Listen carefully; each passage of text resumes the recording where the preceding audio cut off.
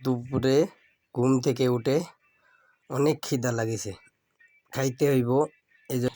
এই যে উঠার পর থেকে দেখি আসে দেখি পুরি ভাজতেছে, পুরি বানাইতেছে।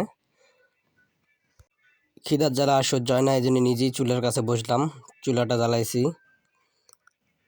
চুলা জ্বালার পরে আমাদের তো মাটির চুলা, এই জন্যই আগে পাতার মাথা দিয়ে চুলাটা জ্বালাই নিলাম। জ্বালানোর পর অনেক ধুমার পরে আমি আবার কিছু নারকেল মার্কে দিলাম। দেওয়ার পরে কড়াইটা বসার পরে এখন তেল দেওয়ার পালাম। তেল দিতে হবে, এই যে তেল দিলাম।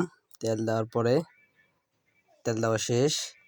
তেল দেওয়া শেষের পরে তেলটা একটু সময় নেবে গরম হতে।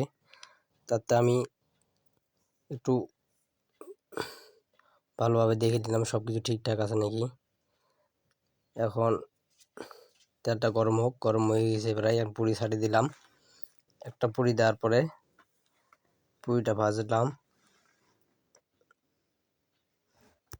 পুরিটা এখন এই তো ভাজা শেষ কাছাকাছি। আর একটু আবার জাল দেওয়া লাগে, আবার পুরি ভাজা লাগে, মানে বিরক্ত কাজ। লাড়কি চুলা একদম বিরক্ত কাজ। একটা শেষ, আর একটা দিলাম। এটাও সে করতে করতে অনেকটা ভাজিয়ে দিছি। ভাজার পরে এটা ভাজলি শেষ ভাজা।